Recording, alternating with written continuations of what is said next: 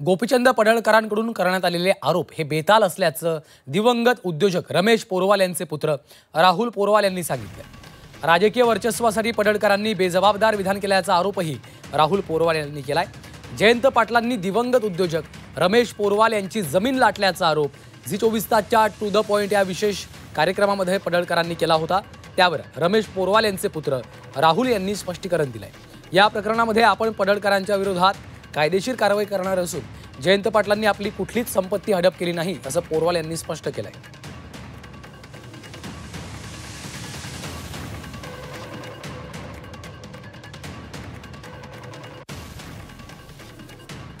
एक विषय बघा, काय विषय म्हणतोय की रमेश पोरवाल नावाचा एक माणूस बेळगावमध्ये ॲडमिट होता, तिथं त्याचा मृत्यू झाला। मृत्यू झाल्याच्या नंतर एक राज्यातला मंत्री हेलिकॉप्टर घेऊन बेळगावात गेला। तहसीलदार, प्रांत, रजिस्टर ऑफिसचे सब रजिस्टर अधिकारी त्यांना तिकडे बोलवून घेतलं, त्याचे अंगठे घेतले। मृत्यू झाल्यानंतर सह्या नाहीत, तो सह्या करणारा माणूस आहे।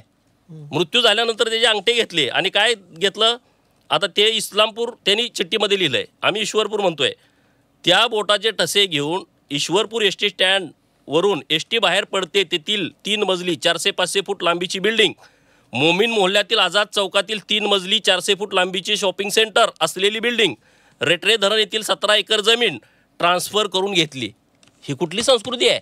ह्या विषय हेलिकॉप्टरचे मंत्री कोण? जयंत पाटील। बघा ना, माहिती घ्या ना, हे पत्र आलंय माझ्याकडे जयंत पाटील सांगतात म्हणून सांगा। हो, जयंत पाटील।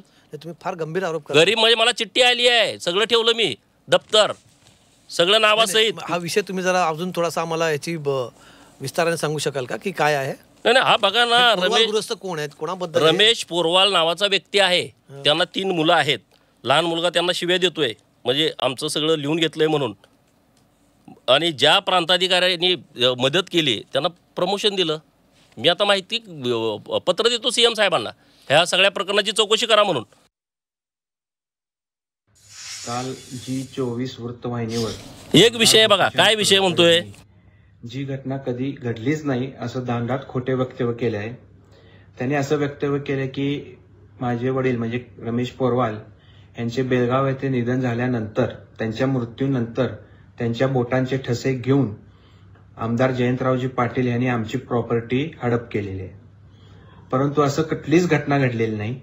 12 वर्षांनंतर म्हणजे 2013ला आमच्या वडिलांचे निधन झाले, आज 2025ला त्यांना 12 वर्षांनंतर असे चुकीचे बेताल वक्तव्य केलेले आहे। हे पूर्णतः चुकीचं आहे। तसेच आमच्या कुटुंबियाबद्दल केलेल्या या वक्तव्याबद्दल आम्हाला निश्चित कायदेशीर कारवाई करावी लागेल। तसेच आज तक आमदार जयंतरावजी पाटील यांनी कोणालाही कुठलेही बेकायदेशीर कृत्य करण्यास भाग पाडलेलं नाही।